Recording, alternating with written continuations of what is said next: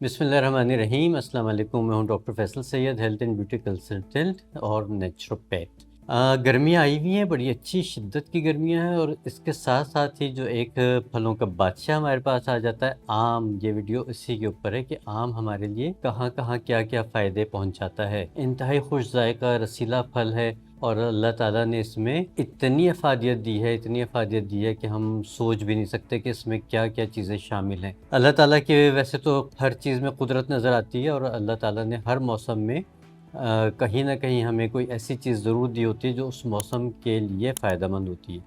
अमूमन कहा जाता है कि आम गर्म तासीर का है और गर्मियों में ही आता है। इस तरह से बहुत सारी तिब्बी चीज़ें हैं जिनको हम काउंटर भी कर सकते हैं, लेकिन उनका हमें फ़ायदा भी मिलता है। आम अमूमन तो लोग खुश ज़ायक़ा होने की वजह से पसंद करते हैं, लेकिन इसके तिब्बी फ़वाइद क्या-क्या हैं, छोटा-सा एक ओवरव्यू हम इसके ऊपर करते हैं कि इसके तिब्बी फ़वाइद क्या हैं। देखिए, आम में vitamin A, vitamin C, beta carotene type की और बहुत सारे मिनरल्स, बहुत सारे विटामिन्स इसमें इतने शामिल हैं कि ये एक आपको एक मुकम्मल ग़िज़ा के तौर पे हम इसको कंसीडर कर सकते हैं। अच्छा, अब इसमें डिबेट ये चलती है कि क्या शुगर वाले खा सकते हैं कि नहीं खा सकते। डायबिटिक पेशेंट हमेशा की तरह मैं ये कहूँगा कि हमेशा एहतियात कीजिए, ज़रूर खाइए लेकिन एहतियात के साथ खाइए। ऐसा नहीं है कि आप ये नहीं खा सकते या वो नहीं खा सकते, लेकिन डायबिटीज़ पेशेंट जितने भी हैं, वो मेरी बात हमेशा याद रखिए कि किसी भी यूट्यूब वाले को देख के ये मत कीजिए कि उसने कहा कि आम बेदरेक खा लो तो आप बेदरेक खा लें, पेट भर के खा लो तो आप पेट भर के खा लें।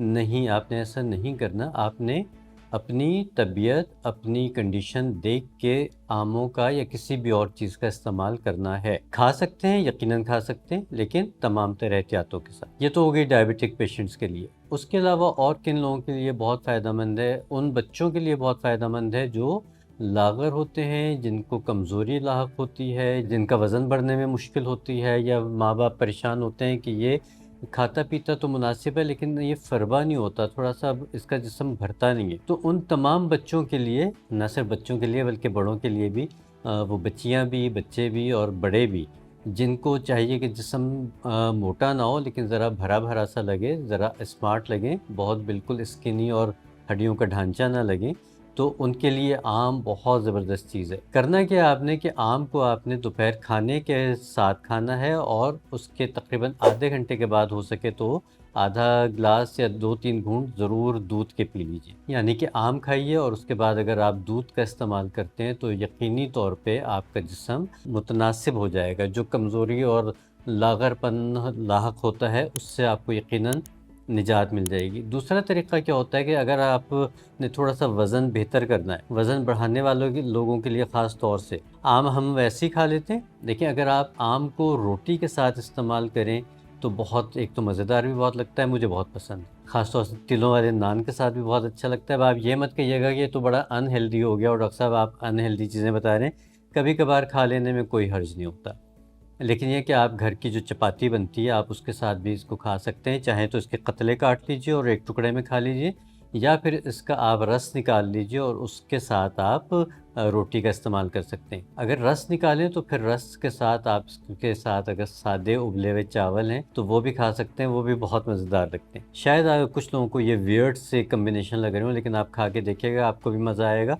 और ख़ास तौर से जो लोग वज़न बढ़ाने के शौकीन हैं, उनके लिए तो ज़बरदस्त चीज़ है, और उनके लिए भी जो एक्सरसाइज़ करके आते हैं तो उनके लिए भी ये बहुत फ़ायदेमंद होगा। मिल्क शेक से ज़्यादा ये आपको फ़ायदा देगा, तो ट्राई कीजिएगा, इंशाल्लाह आप इस बात पे मेरे साथ मुत्तफ़िक़ हो जाएँगे। और किन लोगों के लिए फ़ायदेमंद है? उन लोगों के लिए बहुत फ़ायदेमंद है, उन ख़वातीन के लिए ख़ास तौर से जिनमें खून की कमी है। और आपको पता है कि पाकिस्तान में क्या पूरी दुनिया में ही, लेकिन ख़ास तौर से पाकिस्तान में हम इसलिए बात करते हैं, इंडिया में भी और पाकिस्तान में भी, कि यहाँ पे ख़वातीन अपना ख़याल नहीं रखती हैं।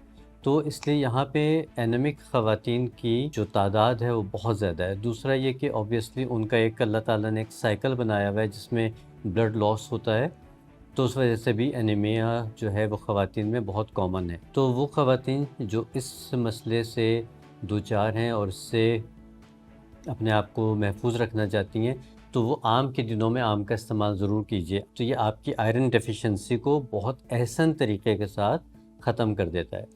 इसके लिए आपको रोज़ाना अगर आप 1 से 2 आम खा लें तो ये आपको बेहतरीन फ़ायदा पहुंचाएगा। अब ये ख़वातीन की बात हुई, तो इसी तरह से मर्द हज़रात के लिए कि जो मर्द हज़रात थोड़ा-सा कमज़ोरी महसूस करते हैं और मस्कुलर वीकनेस या असाबी कमज़ोरी महसूस करते हैं, तो वो इसका हलवा बना के खा सकते हैं। इसका रस निकालिए, देसी घी में इसका हलवा बनाइए, उसमें थोड़े से नट्स डालिए, ख़ास तौर से पम्पकिन सीड्स यानी कि कद्दू के बीजों का इस्तेमाल इसमें ज़रूर कीजिए। और अगर हो सके तो फिर खाते हुए इसमें आप थोड़ा-सा जिस वक़्त ये बिल्कुल भुनता हो तो उस टाइम पे आप इसमें थोड़ा-सा अश्वगंधा यानी कि अज़गन नागूरी और साथ आप इसमें थोड़ा-सा मूसली सफ़ेद का इज़ाफ़ा कर सकते हैं, तो फिर ये एक बहुत ताकतवर आपके लिए नुस्ख़ा तैयार हो जाता है। 3 से 4 चम्मच इसके खाइए और उसके बाद नीम गर्म दूध शहद के साथ मिला के पी लीजिए, तो आप देखेंगे कि आपको किसी भी और मेल टॉनिक की ज़रूरत नहीं पड़ेगी, ये बहुत फ़ायदेमंद हो जाएगा। इसमें क्योंकि फ़ाइबर बहुत ज़्यादा है, बहुत अच्छी वाली क्वालिटी का फ़ाइबर है, तो जिन लोगों को कब्ज़ की शिकायत होती है, उनके लिए भी ये बहुत अच्छा रहता है। आप रात के टाइम पे खाना खाने के बाद खाना खाने के आधा घंटे के बाद आप एक आम खाइए, उसके बाद आप दूध का इस्तेमाल कर लीजिए नीम गर्म, तो इंशाअल्लाह उम्मीद है कि 1-2 दिन इस तरह करने से आपकी जो कब्ज़ की शिकायत है उसमें भी आपको अफ़ाक़ा हो जाएगा।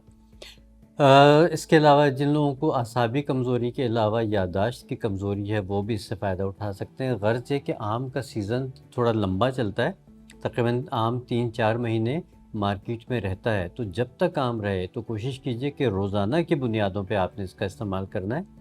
कुछ लोगों को इसके खाने से अगर चेहरे पे दाने निकलें तो वो इसके साथ कच्ची लस्सी का इस्तेमाल कर सकते हैं। ये खाने के बाद आप पानी का इस्तेमाल कर सकते हैं, तो उससे इसकी तासीर जो है वो मुतदिल हो जाती है। तो जब तक आम मार्केट में इसका फ़ायदा उठाइए, फलों का बादशाह है तो इस बादशाह की पूरे 3 से 4 महीने फ़ायदे उठाइए, तिब्बी भी और जायके के हिसाब से भी।